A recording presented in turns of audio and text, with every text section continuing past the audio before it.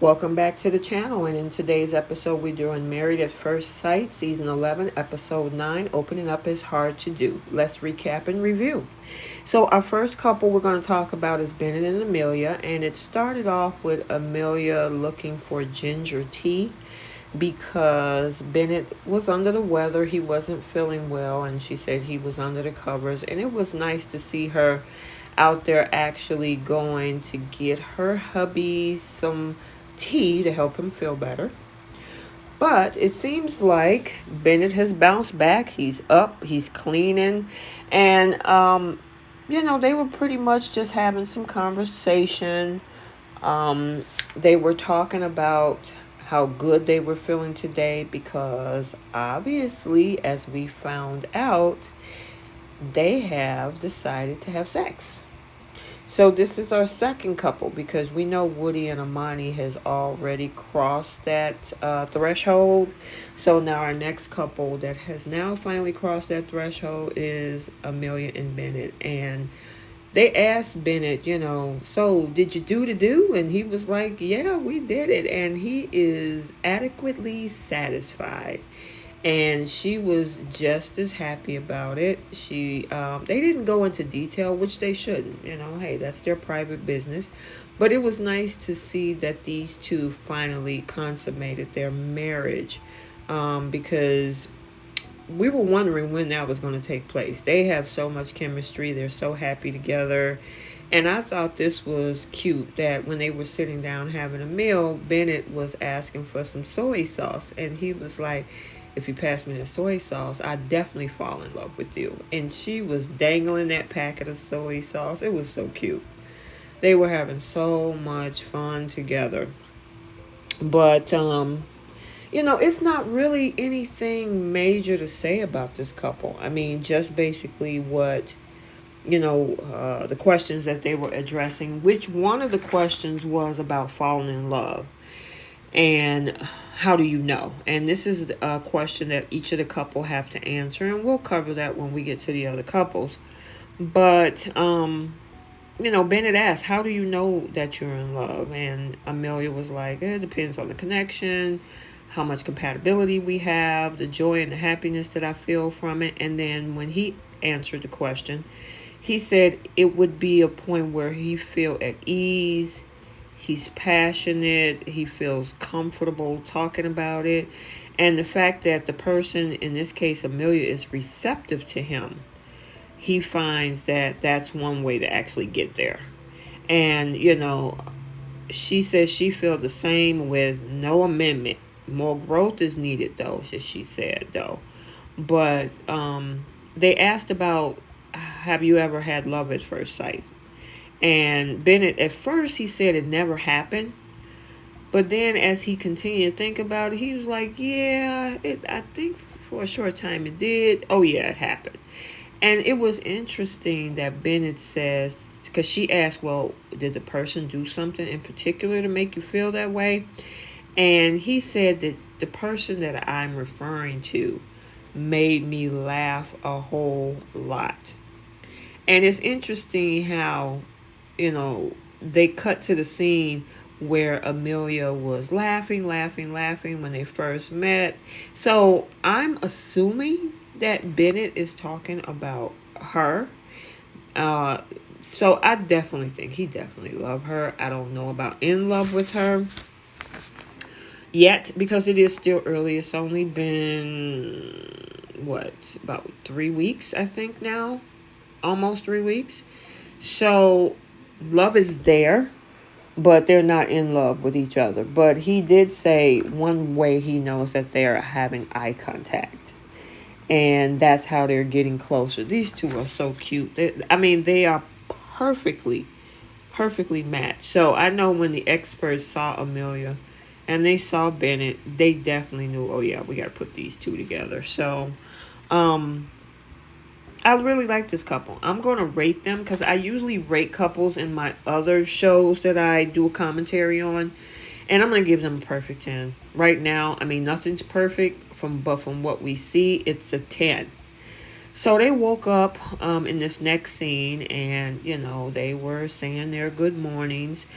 But while Bennett was sleeping, her friend decided to come over, and they decided to make this cake because she's going to take him to, and I think I want to say this correctly, a sack line or a shack line. It kind of looked like a tightrope activity, but you guys comment down below if you know exactly what that was. I tried to get clarity on it, but I wasn't unsure. But either way, it was interesting that she snuck over while Bennett was sleeping, and they were able to make this cake. He got up and saw that her girlfriend was there. But I find that was so cute for her to actually make a cake that looks like him. Glasses, eyes, nose, mustache, and all. I thought that was really, really creative. They are a very, very creative couple, which I really like about them too. They keep it light. The judgments are not there. And I think that's what makes their relationship so much more prosperous because, I mean, do they need to talk about deep situations? Yeah, but I think they manage it based upon the fact that they take it as it comes, you know. So, I mean, they're happy. He's happy, she's happy. That's all I could hope for. I mean, when you sign up for an experiment like this is exactly what you're hoping for. Now, I'm not saying that they're never going to have bumps in the road or problems, but right now it's going pretty good. I mean, we haven't gotten to the quarantine episodes yet. I'm thinking this is probably toward the end of February before we went into quarantine in the middle of March. So it's got to be coming up soon. Probably in the next couple episodes. I'm not sure, but we'll have to stay tuned. But I really, truly think that, she did a good job with what she was trying to do with Bennett. I mean, she even bought him these pants that I guess he has to wear for this particular activity. And, most guys are like, I ain't wearing that, or, oh, you want me to put that on? He was like, yep, oh man, this is cool. Oh, most definitely, I'm going to wear it. I like it. And he was open to it. I mean, he's very, very open when it comes to, and so is she, to different things that they bring to the relationship. And I'm really, really happy about that. This is what you want to see with couples. I mean, it's not a whole bunch of walls. I'm not saying that there's no cautiousness with these two, but they take it as it comes and they deal with it. But they're very open and receptive to what each want to bring to the table. So they're actually now at the park. And, I guess this is, again, correct me if I'm wrong in the comments, slackline or sack line. Well, either way, they're setting everything up because she's going to actually show Bennett how to do this particular activity. And I apologize, you guys. It's kind of warm in here, so if you hear like a buzzing noise, that's just my fan in the background. So, but yeah, he's willing to, as she say, I like the fact you're willing to break your back for me. And I don't think she really wants him to harm himself, but just the fact that he was willing to risk physical injury just to do this activity, she really appreciated it. And I mean, she even brought a piñata. I mean, how creative can you get? She surprised him with a little picnic too. Then she had cotton candy put on the cake. There's nothing really you can say about these two. I mean, it remains to be seen. But, I mean, they were making jokes like Amelia was like, I would trade cheese for you, But the fact that he said that he cherishes her, so he said that he has, in order to cherish her, he had to be content with himself. And that is so true. How can you have contentment or cherish someone else when you don't have that for yourself? It starts with you first. So even though these two are lighthearted, they are extremely intelligent. And I also think they're very emotionally intelligent as well. So in this last particular piece of content that they had of this couple, they were discussing organizing the weekly chore schedule. And they even did that amicably. I mean, he's like, hey, I'm trying to figure out which chore I like the least. And she's like, okay, which one I like better. And cleaning the bathroom and washing dishes and doing laundry. I mean, they are working together. And I think that is absolutely awesome with these two. I couldn't ask for anything else. I mean, whatever it is, whether it's activities, sleeping arrangements, fun stuff, chores. They know how to figure it out. And then he said we also need to decide on where I'm going to get me some new socks. Bennett, really? You need to either throw them away or throw them in the washer. But she even took that lighthearted. She didn't give him a hard time scolding him about his socks. It's like, yeah, let's go find you a new pair of socks.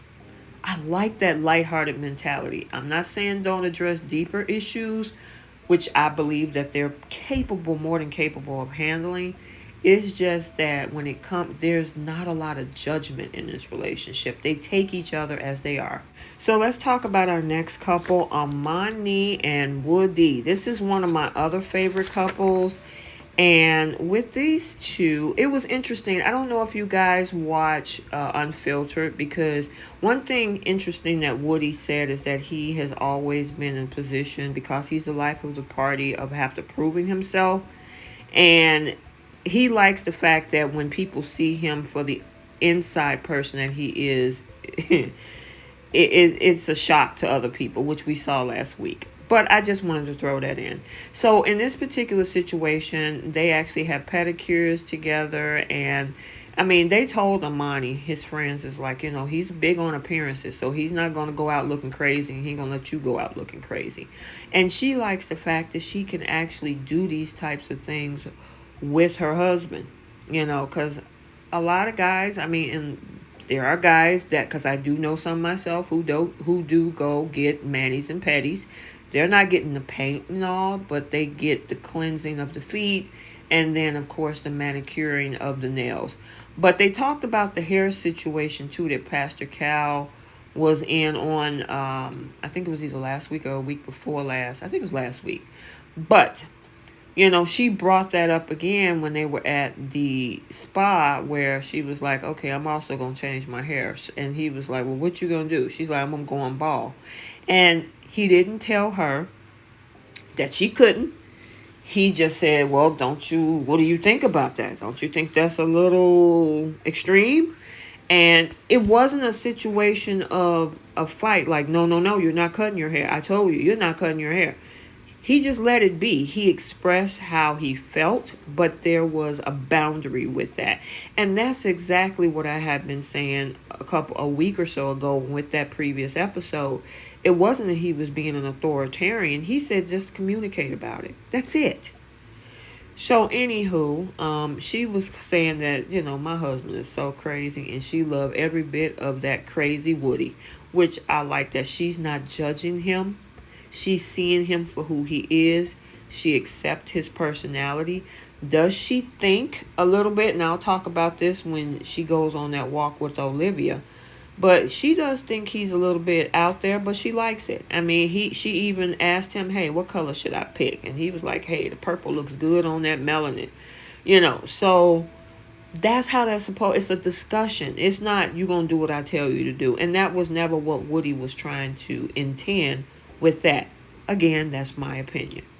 So, I mean, it was a very, very nice little date. And he kept calling her Sweets. I like that nickname.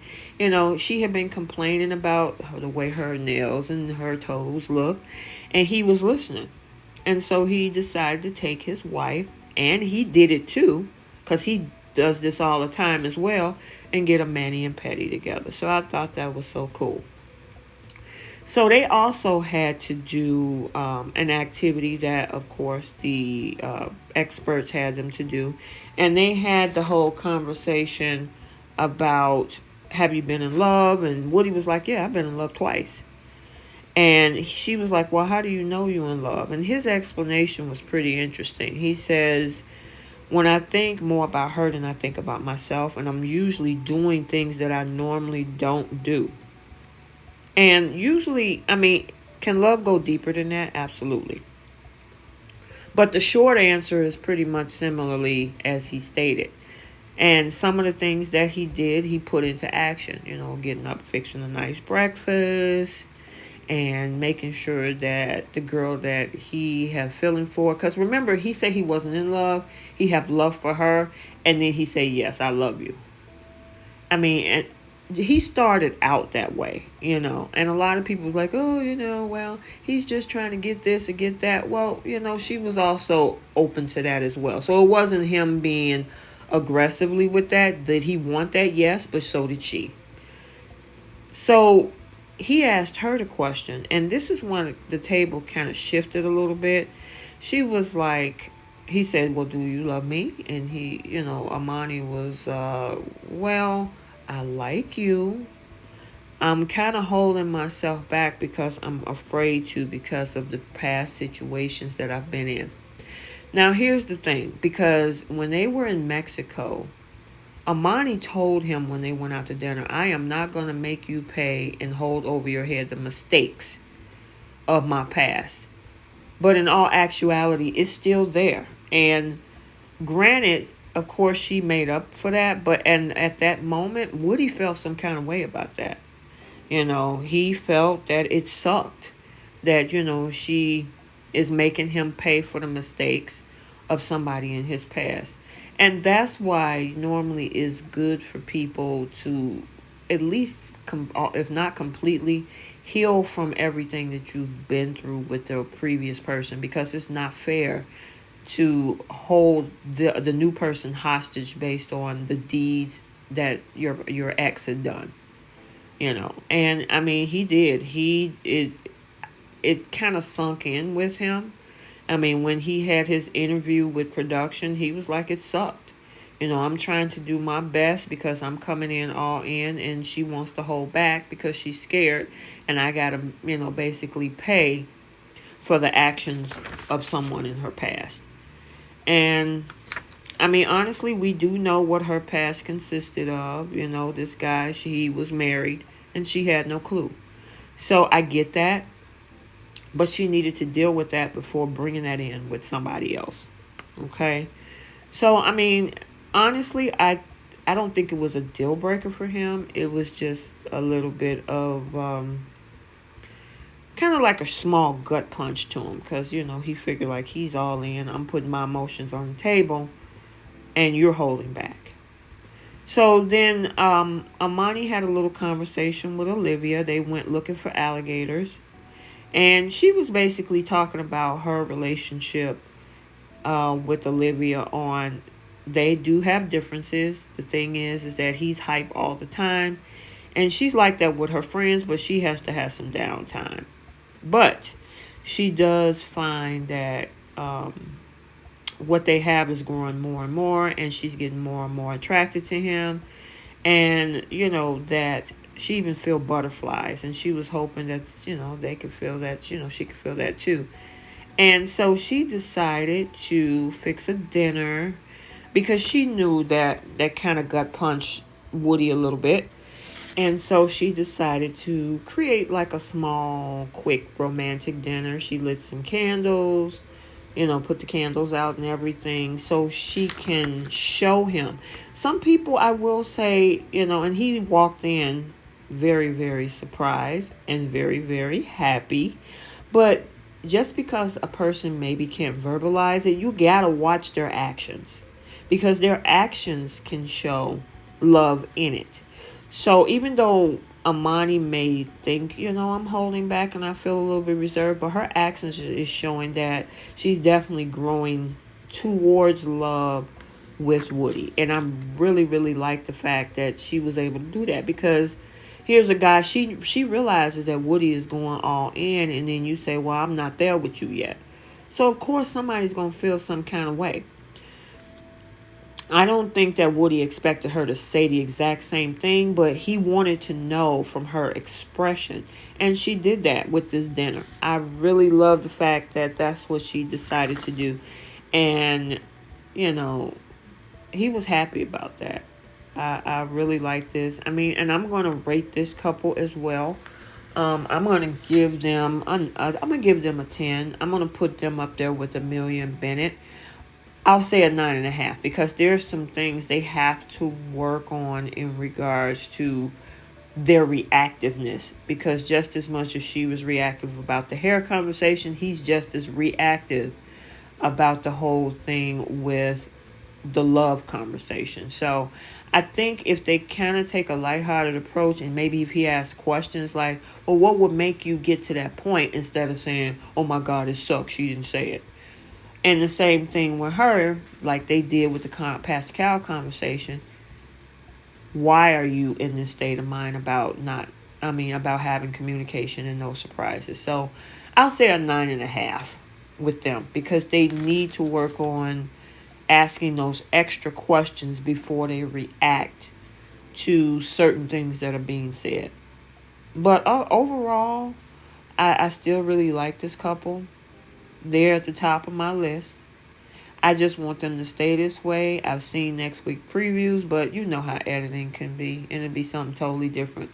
So I'm not going to feel some kind of way until I actually see next week's episode with this couple.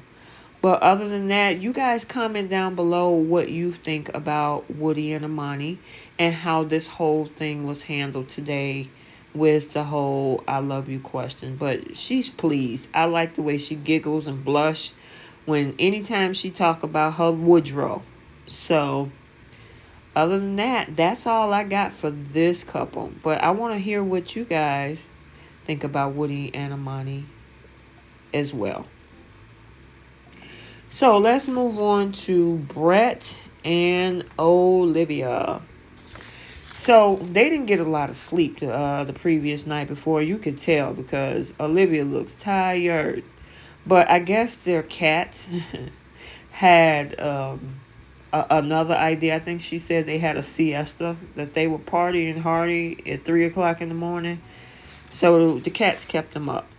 But they also took some time to have this whole conversation about how do you know when you're in love. And Brett is like, He had to think about it. And that doesn't surprise me with Brett. Brett is a very methodical person. He lives in structured thought. Whereas Olivia is a little bit more carefree, but she's also set in her ways. I really noticed that about her because when that note came over, she says, I'm glad my name is first because that makes me feel special. And I'm like, okay. All right, I guess if that's important to you, all righty then. But, excuse me. The conversation about the whole love thing, Brett was like, it tends to creep in and just slide up on you, And then she was like, well, how do you show that you actively have fell in love? And he made one of the craziest statements.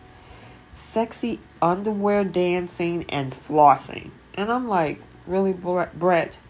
I know you come from a family of sarcasm, but, and like Olivia said, talking with him is exhausting because of his sarcasm, And then there was this other question about things keeping them together, or it was a discussion about it. And she was like, you need to take the small things and treasure those and then build up to something, the bigger things that you need to deal with. And Brett was like, that her advice is one of the worst ever advice that he had ever heard or something.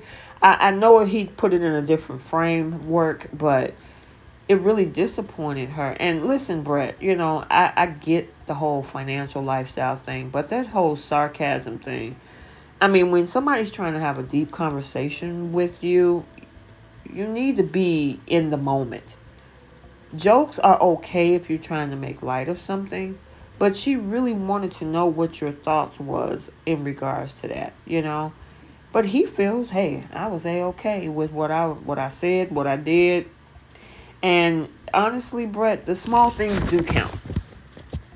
some of the smaller things can be more valuable than the bigger things in life. And I'm not saying, big things you definitely have to deal with, but the small things are important, okay? So Olivia had also on that same walk that she had with Amani, she was talking about the differences between her and Brett, and that, she's stressed out, he's high strung all the time, and she needs some downtime, and he's just always on go all the time when it comes to his energy. Amani said, "Are you attracted to him?" And she hesitated. She was like, "Yeah, I got a little attraction. I'm waiting on the butterflies," because obviously Amani said she had butterflies with Woody. But the bigger things like kids, finances, they just don't agree upon. And I mean, Amani sat down and was saying, when Woody comes home, talks about the conversation with the guys, Woody is like, Brett is giving politician responses. And of course, they cut to the scene about the whole rating of the marriage. To me, it's your choice. With that question, I mean, the thing is, they only had been on 2 dates and you're trying to rate the marriage. I kind of get where you're coming from, but I also get the rest of the couples as well. Like, really, Brett? So, I can see both sides in that. But Olivia is just not... I don't think she really likes him. I think because she's so set in her ways, and so is Brett, that they got to meet in the middle and compromise, else this is not going to work. So they decide to do a swamp tour and go see some alligators, crocodiles, I think it was. And she actually asked him, "Hey, there's no lock on the gate. You want to go in there?" And he looking at her like, no. And this guy here, I mean, bless his heart, I know he's trying to create the best experience for the tourists that go on this thing, but it don't seem like either one was into it. Now, the interesting thing is that Olivia was not happy that Brett wasn't into this whole tour guide thing, but I don't think she was either. Because, I mean, was the guy telling some corny jokes and saying that it's a 98% return rate, meaning, 2% we might get caught by crocodiles? Yeah, well, I don't think that's funny, but hey, maybe for somebody else. I don't know. What do you guys think? But when he actually brought out the baby croc, they seemed to kind of perk up a little bit because I guess it was a hands-on activity. And so they were definitely into that. And you kind of see a little bit of energy jump with both people, with both Olivia and Brett. And they were excited to see a actual crocodile moving in the water, and so it kind of gave her some hope that, Brett might like wanting to do these things. I'm sorry if that sounded kind of crazy. And one thing I do notice about Brett, he's definitely touchy-feely with Olivia. He doesn't mind having that physical contact when it comes to her. I don't know if she likes it or not, but he's definitely into it. So we'll see what's going to happen with these two. All right, so let's move on to Christina and Henry. And Christina and Henry kind of surprised me this week. And you guys tell me what you think. But Henry hadn't seen her all day, and it was interesting how the contact was listed in his phone as Christina MAFS, as if it's just a regular contact and not his wife. But she came in smiling, and, he's still concerned about her impatience. And she was saying how she just came back from being out eating and drinking with her friends. And she said, I need to talk to you about something that I've been struggling with. And I've been dealing with this secretly. And what she decided, that she needed to tell him was the fact that she struggles with attention deficit disorder, or ADD. And that she takes medication, but for about a month and a half, she's been off her meds. And it kind of put a spark in Henry's eyes because it gave him pretty much a perspective of why she has the impatience and why she is frustrated and irritated all the time. And she didn't want the judgment.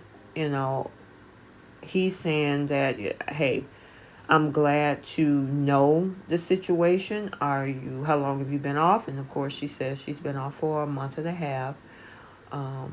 And that coping with this is hard. There's a stigma that comes with it.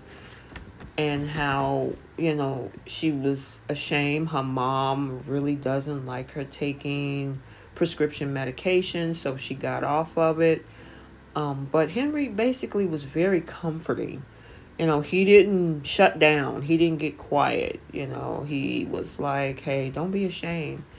I'm glad that you're able to talk to me. And he understands the pushback from parents can be hard because he has to deal with his dad. So I totally get that. But he was definitely non-judgmental about this whole thing. And I kind of want to elaborate on this because I have seen in some of, I'm in some of the groups for the show, and there were people saying, oh, she's lying, she's making this up. Here's the thing. We don't know whether it's true or not. I'm taking it as face value, and I'm going to respect it. There's a lot of people going through things, just as Caitlin, his friend, has said. And honestly, I think she did this because she wanted that type of concern because of the fact that Henry is that type of person to be able to help people. But there is several different types. I mean, we just on the show alone, Woody's going to counseling.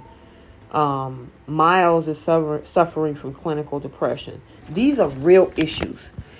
And for her to be on TV to talk about the fact that she's suffering from ADD and that she's been off her meds is a huge step into breaking the ice between her and Henry. Because Henry does, even though Henry needs to deal with some of the things that he's dealing with, he needs to know what's going on with her. And I think that was the crack in the foundation to see maybe if there's a possibility for these two.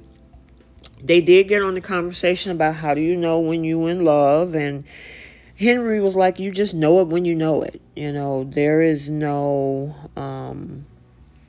particular thing in specific he came up with to answer that question. But she did give an example about an ex who she said that she only had 5 cents to her name, and they went and got a can of soup. And just the mere fact that they were able to bond over that because it was just an experience for her. But, however, she also said that there was a lot of dysfunction in her previous relationships, which she has become used to it. And she's just basically say this is her normal. And when it comes to Henry, he's totally not that type of person. He's not confrontational.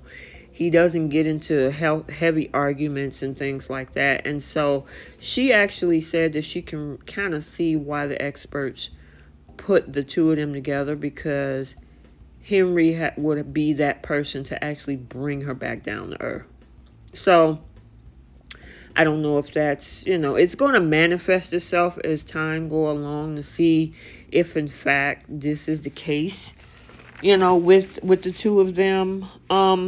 I'm going to give them a couple extra points this week. I'll give them probably about a 5 because I'm in the middle.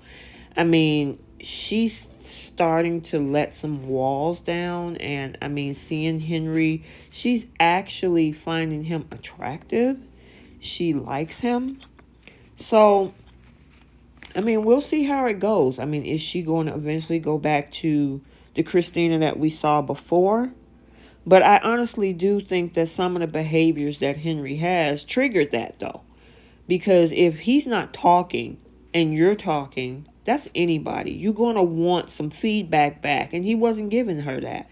So now, with this whole thing where she decides to tell some of the most sensitive information about herself and talk about her past, and he's talking a little bit about his, it broke the ice a little bit.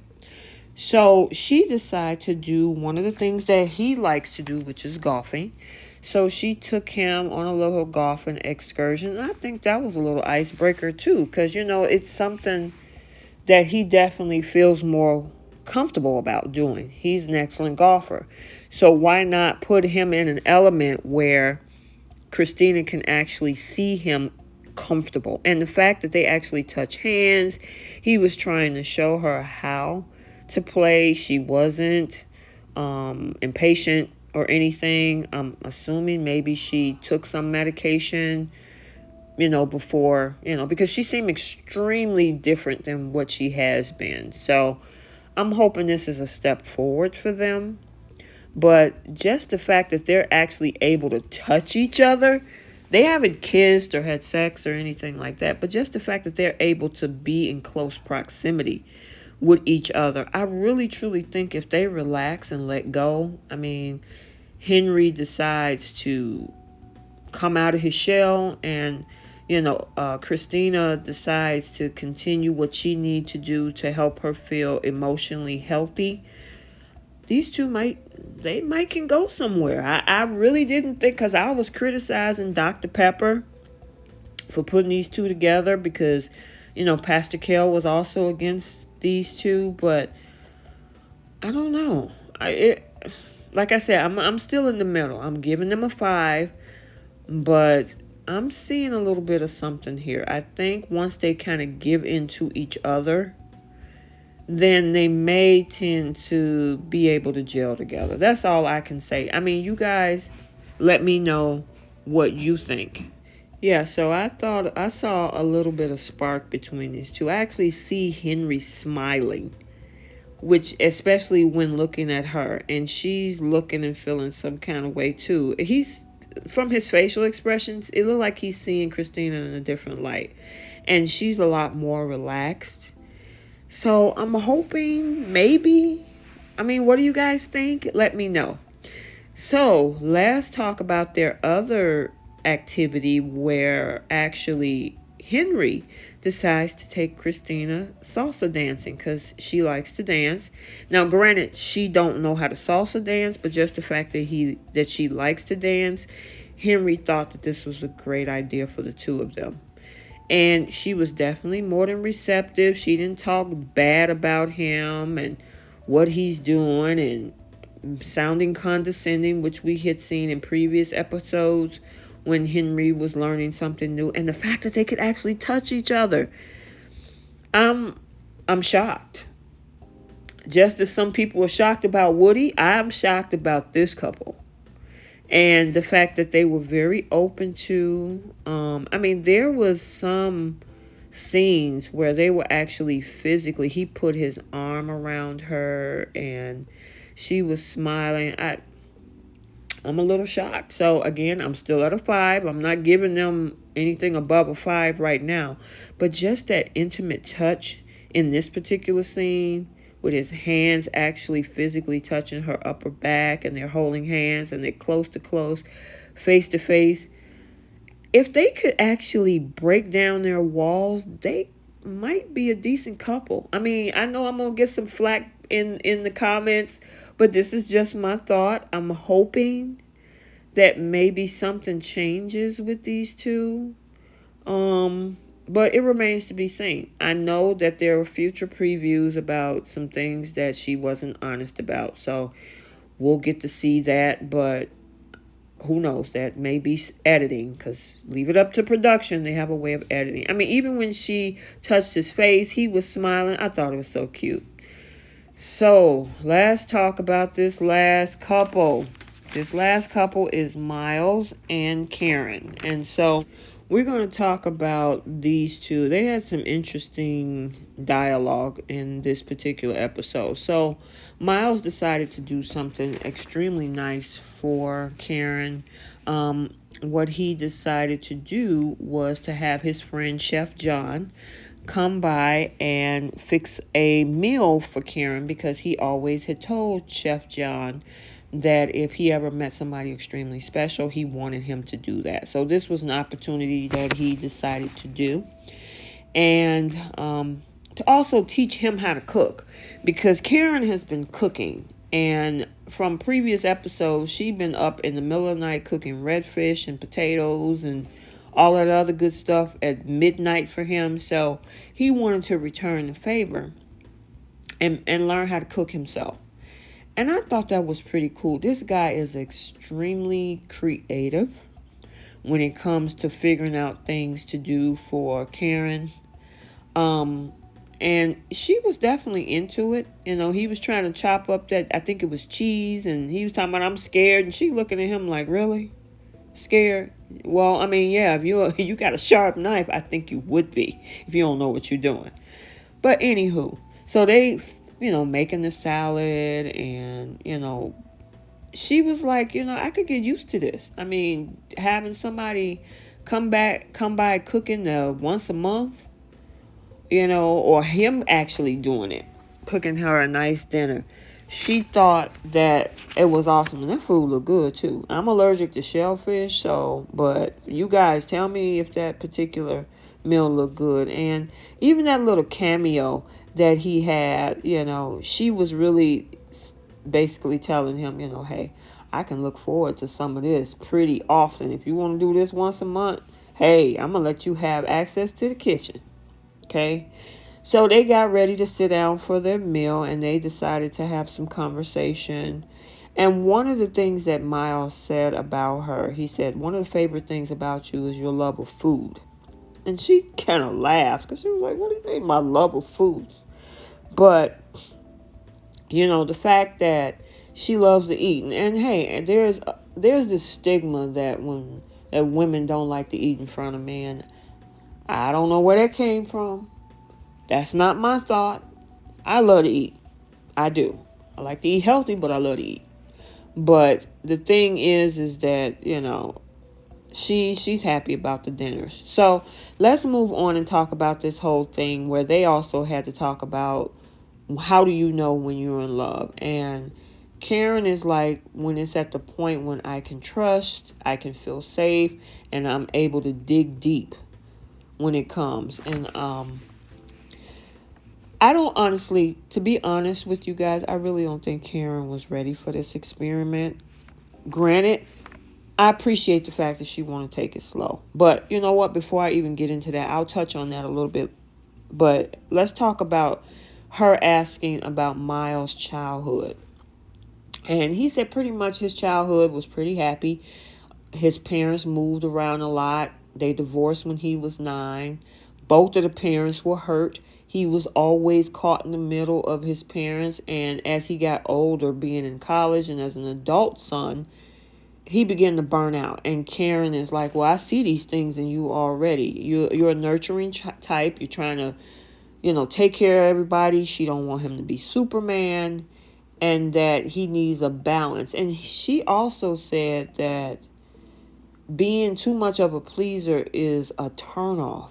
Now, let me go into that a little bit. When you're not used to that, because most people are like, are you kidding? I would love a man to be able, or I love a woman to be able to please me all the time. When you are a person who has been in a long-term dysfunctional relationship, and like Christina said, that's your normal.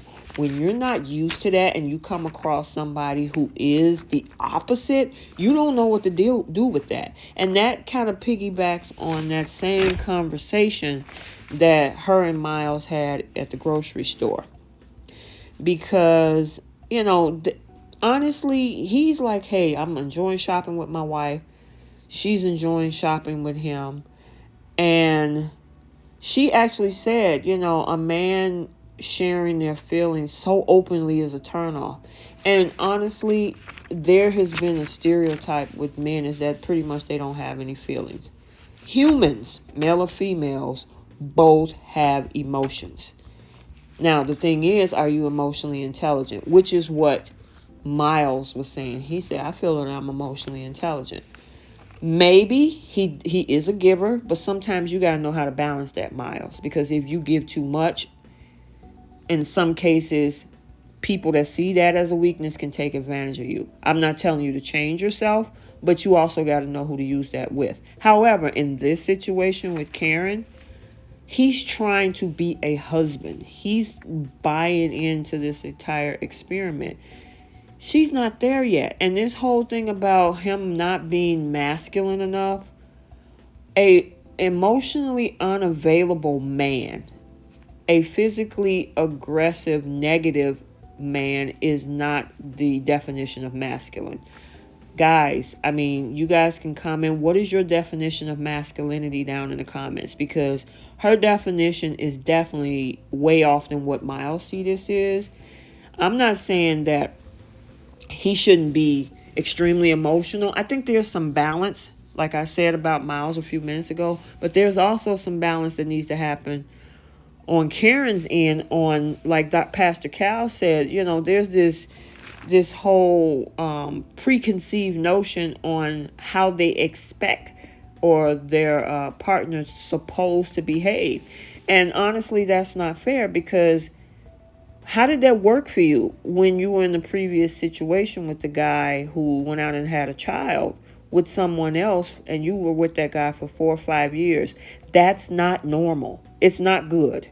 I mean, does it happen often? But it's not a good thing to say, okay, yep, that's normal. That's pretty much what happened. I can expect that. So now here come Miles, who is trying to be that dude for you, be that husband for you. And it's like, you just doing too much. You're doing too much. And I mean, that conversation that they had in the kitchen, it really, went a different turn, because he wanted to talk about intimacy and she's just not there yet. Now, granted, this is an 8-week process. You're already 3.5 weeks in. Even if you don't actually have sex with your partner, the conversation has to come up somewhere along the line. And I don't know, you guys, do you think he was pushy in his conversation? I don't know if I subscribe to the idea of him marking that on the calendar, but she was extremely uncomfortable. She did not want to talk about that. And she even went to the point when he tried to put that on the calendar as basically, you better change that and say, give yourself a effing hand job. And I'm like, whoa. And she said, I felt disrespected in my own home. I felt unsafe. And honestly, there's some underlying issues that Karen needs to actually figure out and talk with. And, because even if it wasn't Miles, that situation was going to happen with somebody else, especially if they're doing the exact same thing. So I don't know why Karen signed up for this. You can jump into a whole marriage blind, unseen, but everything else that comes behind that, you're just not ready for. I'm hoping that something changes with these two. I'm still probably at a 6. I do think there's some balance that needs to happen on both sides, but for her to become so reactive as if she was under attack, that's something that says that she really has some things to deal with in regards to any type of intimacy with anybody, not just even Miles. So it remains to be seen what's going to happen with these two. I still have a little bit of hope, but there's some balance that needs to happen. All right, so let's get into our post notification shout out. I always shout out you guys. Thanks for engaging. The first one is Brenda Graham. Thank you so much for engaging in the channel. I really appreciate it. Keep going on. I look forward to your comments. The next person is LCH. Thank you for the review of the channel. I really appreciate it. Thank you so much. And Jennifer D.